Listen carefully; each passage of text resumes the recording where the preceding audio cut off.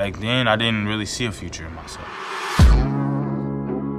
Most of my friends, they were in jail. Half of them ended up dead because of the environment that we live in.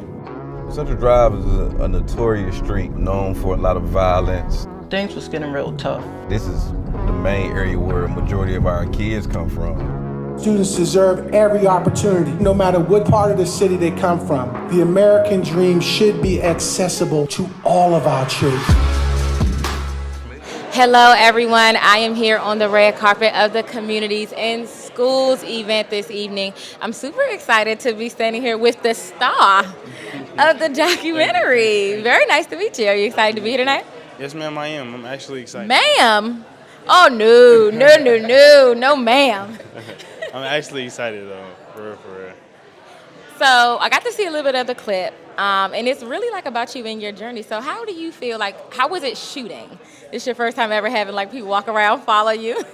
How was that? So it was really a big eye opener for me, where, basically I can just express my struggles and where what I had to go through to be here today and actually succeed in life. Now, Mama, we would be nowhere without our parents. How was this experience for you? It was overwhelming, but I'm very proud of him. He did a great job. It was kind of funny watching him walk around with cameras and stuff, but other than that, it was wonderful. So how do you feel that Communities in School has impacted you and your life?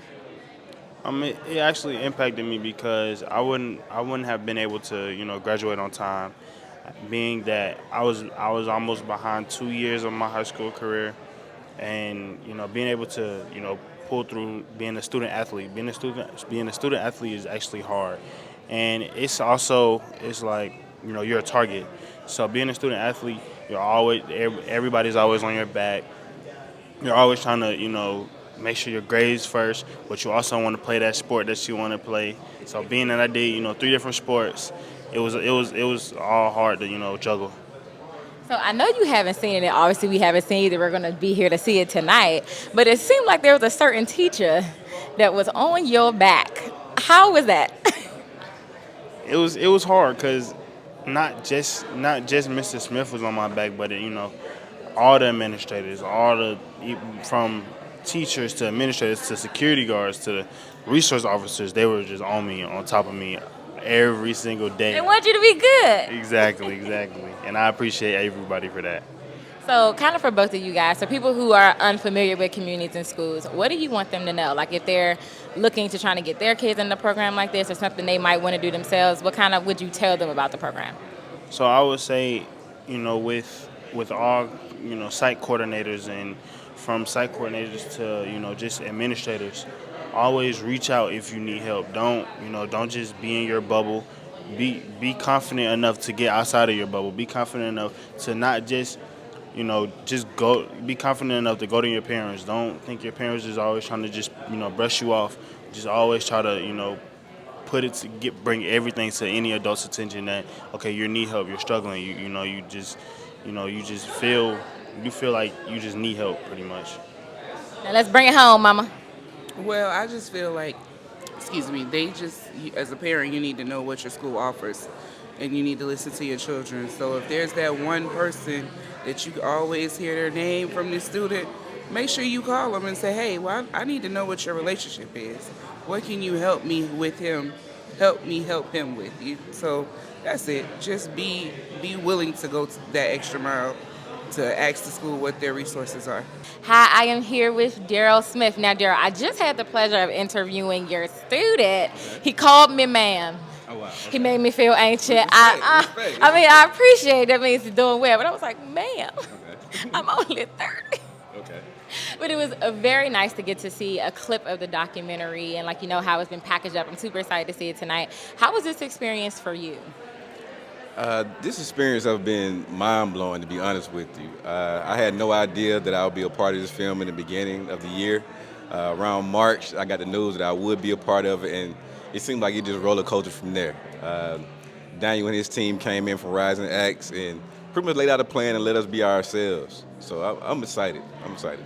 So I know what Communities in School does, and I know that it's had an impact on students, but how do you feel like this documentary, this experience has impacted you and the students that you work with? The impact, it just comes from knowing that it was a lot of work that comes into it to reach that final milestone of graduating. So we always have to think back and reflect on the amount of work that we put in order to even get there. Late nights, early mornings, disagreements, everything under the sun in order to make sure you see that stage. So we don't know what we're going to see just yet, but like in schools, what do you say has been like some of the hardest things about being a teacher and dealing with the students and like getting them to graduate or getting them to stay motivated? I feel like that's the hardest job. It is. The motivation comes from just understanding them, allowing them to be themselves. Growing up, we often looked at the high school students as still kids. And in our communities, these students are actually taking care of their home. They're paying bills. They're working 2 and 3 jobs and still trying to come to school every day. So to be able to capture that in the movie, I felt was very, very important. And it's a part of what we do in our community. It's a part of what we do.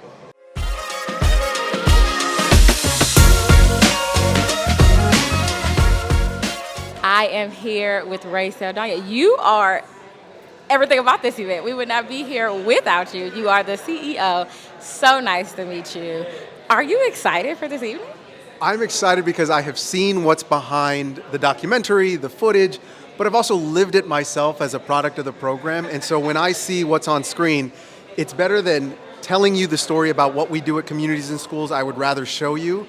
And with this documentary, it does that in such a beautiful way with the story of the secret sauce of our work, which is our site coordinator, that staff we put inside school, building a relationship with the student. And it's a beautiful story, and it packs a punch. I was so excited. I just looked at the preview and said, this is going to be so good. Now, with the actual site coordinators, in schools, what do you want people to know if they're not familiar with the program and what the site coordinators do? Yeah, to think about this experience, everybody who finds any measure of success, and we all, young people, the thing about potential is you don't know you have it until somebody tells you have it. But you need to build a relationship with somebody that you can trust. Maybe you're struggling with something, maybe you're dealing with issues, maybe something at home is happening and you can't see hope. Oftentimes when we go into school, we need to find somebody. If it's not our teacher or coach, how do we build that person into the school system so that they can find us? That's what we do at Communities in Schools. We surround students with a community of support, whether that's not just food or shelter, making sure they have stable housing, connecting with their family, and making sure that student removes all obstacles to make sure that they're on a path to graduation, and so that they can write their success story.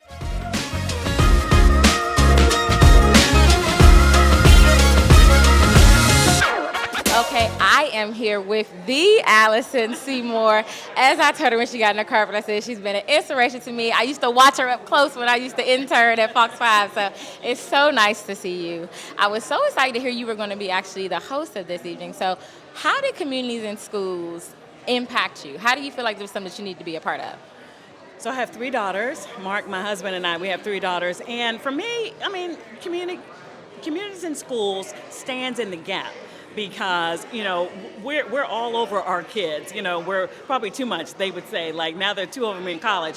But for those of our kids in our communities that need somebody to stand in the gap for them, for whatever it is. And when schools do that, I think it's so powerful. And so an event like this is just impactful no matter where you are. Because without these kids, getting what they need now, we're doomed. They are our future. You know what I'm saying? And so this is everything. And bringing attention to the needs and to the success stories is impactful. And I'm so excited to be here.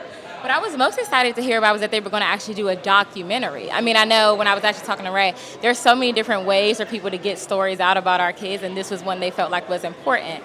Now for you, when you got the call and they was like, we want you to host, what did you think? I thought, well, it's exciting because I love doing a panel discussion because I love all the different perspectives. And then when because after our little notes that are planned, the audience chimes in. And so I think that when we're all here together and after we see a film like this, you feel like you're just so involved in it before the general public is going to see it or all of that, and understand too of the key players that they haven't seen it yet. So just to see your life on a big screen, you know that all of us are worthy, all of us have a story, and when people take the time to make that story public, like they're doing tonight, Communities in Schools, I think it's just impactful. This is something that these young men will never forget, and I'm just happy to be a part of it tonight. How do you feel that the event being here in DC in the documentary is going to impact our community and all the communities in Atlanta and all over the country?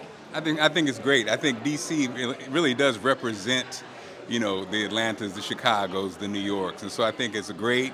But at the same time, I think DC needs a little bit more spotlight on it, and so also I think the rich history of education in DC. So I think it's a perfect mix, and I'm excited about it. Now, your wife is going to be, I'm sure this is not news to you, but she's hosting going to be a panel. How excited are you for her and to be able to have this conversation? As she said, something so near and dear to you guys because you have 3 daughters. Well, first of all, my baby is a public school attendee here in Washington, D.C. And, I met Allison in St. Louis. Let me tell you how much she loves her hometown. I mean, every time she saw a plate, every time we had a crab, every time whatever, she reminded me. And so it's great to be back home. That's been, 22 years now? 22 years. But yeah, the fact that she's a part of this, I get to see her work. She's one of my, actually, I idolize her. She is not only one of my best friends, if not my best friend. She is my hero when it comes to media and television and radio and all that. And also she's my girlfriend, so it's great to see her a part of this. Oh, I love that. You're going to get a nice day after this. We're pre-gaming right now. I am here with Poet. No introduction needed, of course. Every time I get to see you on red carpet, I'm like, she's just like a ball and ray of sunshine. It makes me so happy. You guys didn't see it. We danced our way up here. So that's how excited we are to be here and how excited I am to chat with you. Thank you. Poet, I read an article about you in Washington Post, and it spoke about, the fact that you were in foster care and how, you always say, community and family, and this is community. You always say village. Yes. So this whole event today is about people being a village for these kids. Why was it important for you to be here tonight? So, most people know that I grew up in foster care. I am the baby that the village raised. So to see Communities in School take what is maybe a statement or a cliched statement in some, it takes a village to raise a baby. They have legitimately taken that idea, turned it into a workable solution for what's ailing our babies right now. Where else would I be but to put some kind of love and light into, or to help elevate the voice of Communities in Schools? I always say, if not us, then who? So there was no way I would be anywhere else. If it's about the village, I'm gonna be here. I'm pulling up. Just let me know what I need to have on. And you look great, as we talked about when you first got here.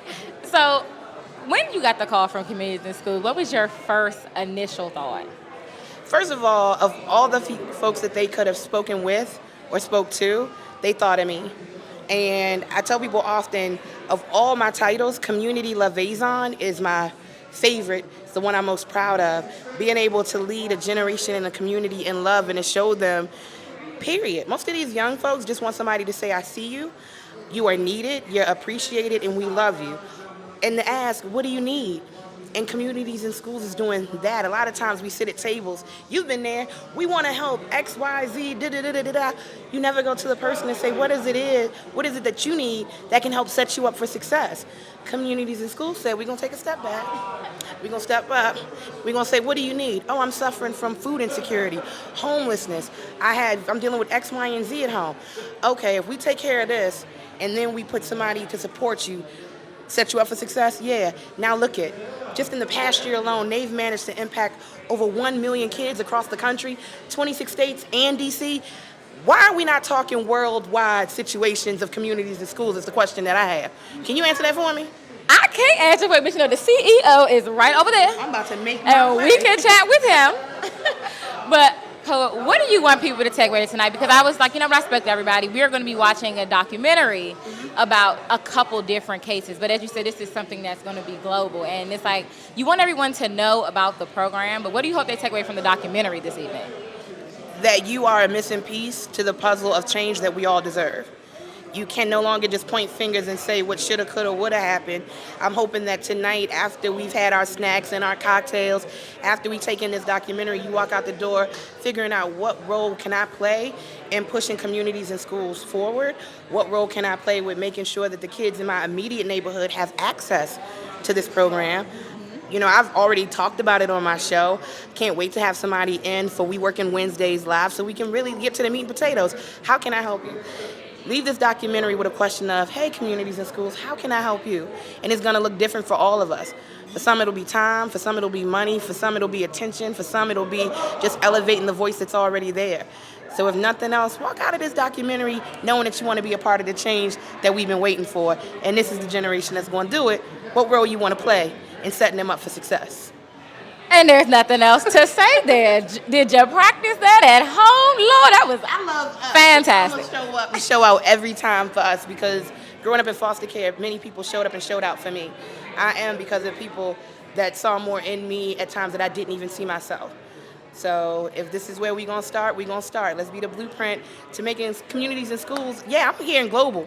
National cool, local cool.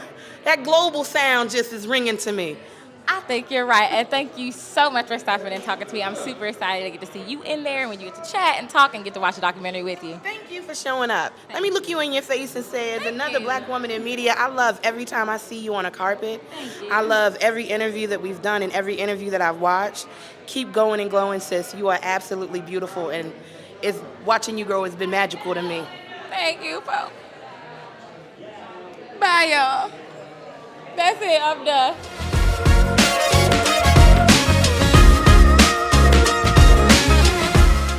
Hi, I'm here with Christian Holmes, the new, a cornerback?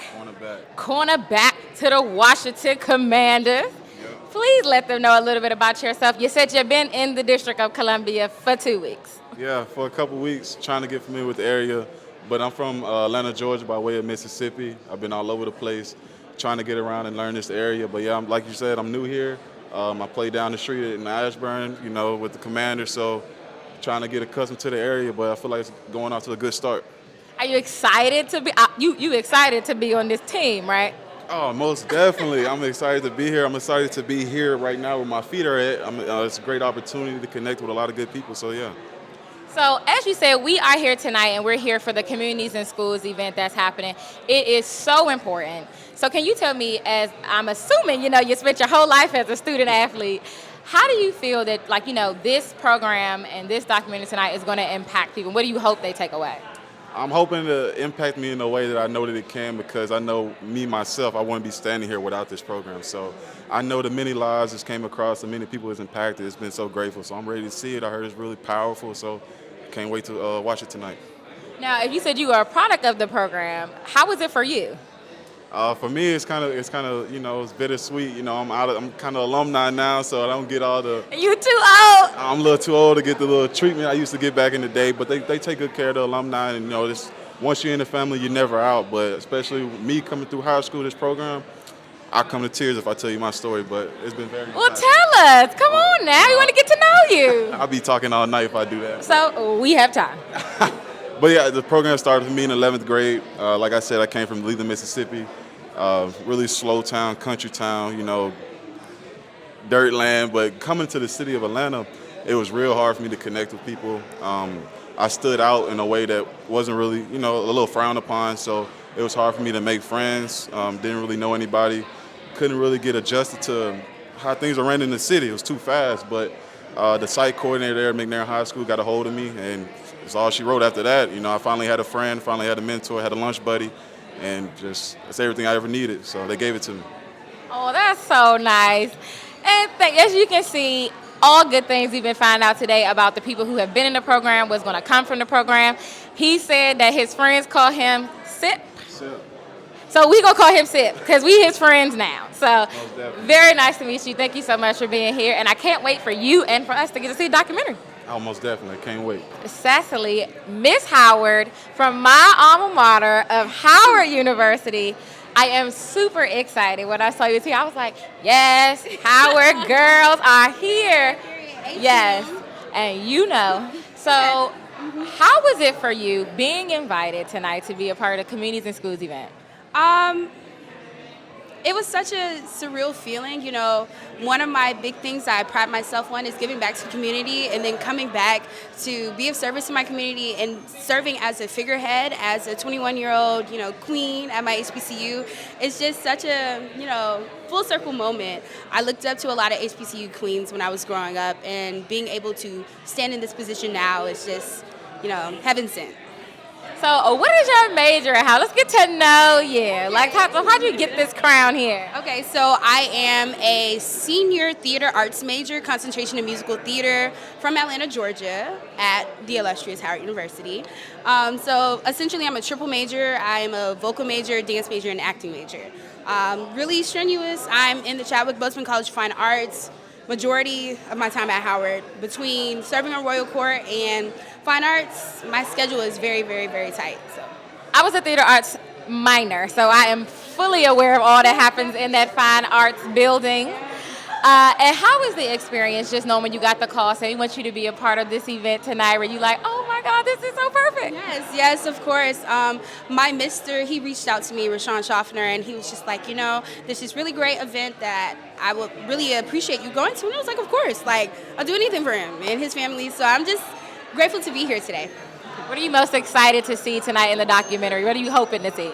I'm hoping to see the duality of students and seeing how, like, we as a community need to come together to make sure that students get to see, you know, other young adults excelling and just doing well in our community, especially as young Black youth growing up. Okay.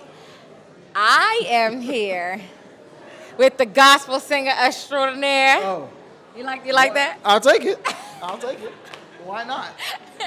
Yes. So, very nice to meet you. Pleasure to meet you as well. You just got the opportunity to see the documentary, The Push. What do you think? I thought it was fantastic. Over the years, I've just become more and more of a proponent of making sure our kids, and it probably kind of coincides with me having my own, family. And education is the biggest way that people can transcend and bridge that gap between poverty and financial stability and success. And so there are a couple of institutions that I support, and from this moment on, Communities and Schools will be one of them, because the work that they are doing that we just all got to watch in The Push is extraordinary, where you meet the person where they are before you talk about the education that they are getting or receiving, or the education, the grades that you want them to get. It's really addressing, and I love what Mr. Smith said. He's the star of the film and a counselor, and he said, I talk to the person. I address the person before I address whatever I perceive to be their academic failure or ways that we want to improve that. We have to talk about their life and their humanity. And Community and Schools is doing phenomenal work. So if you haven't looked them up, please do so. Definitely. Juan, what's so interesting to me when I first got here, like when I was doing my research on it, I didn't have this opportunity in my school. Yeah. And it was just like thinking how many people lives would have been impacted and changed for you. How do you feel like if you had the opportunity, this could have done anything for you or anyone who that's younger now that's in schools now? Well, for me personally, I had the good fortune of having a fully intact family, a mother, a father, who put me in a position to succeed. But being from an urban area, I'm from Detroit, and so that's not very much different from Atlanta or Washington, D.C. and other cities across the country where there are millions of students who don't have that same good fortune. And so when I see the work that they're doing, of course, people in my childhood flash before my eyes, or people I've known or kids I've met along the way that could benefit, where this sort of programming actually changes the trajectory of a young person's life. And that is not an overstatement. So it is definitely not. Thank phenomenal. You. It was Did so you enjoy good. it? You was in there crying, wasn't you? I did not cry. Your face was beat, so look, I ain't about to undo this. I did not cry, but I was just thinking like the entire time, like, this is phenomenal. There needs to be more Daryl Smiths. Yes, and there are, but when you ask him, what do you need? They need funding.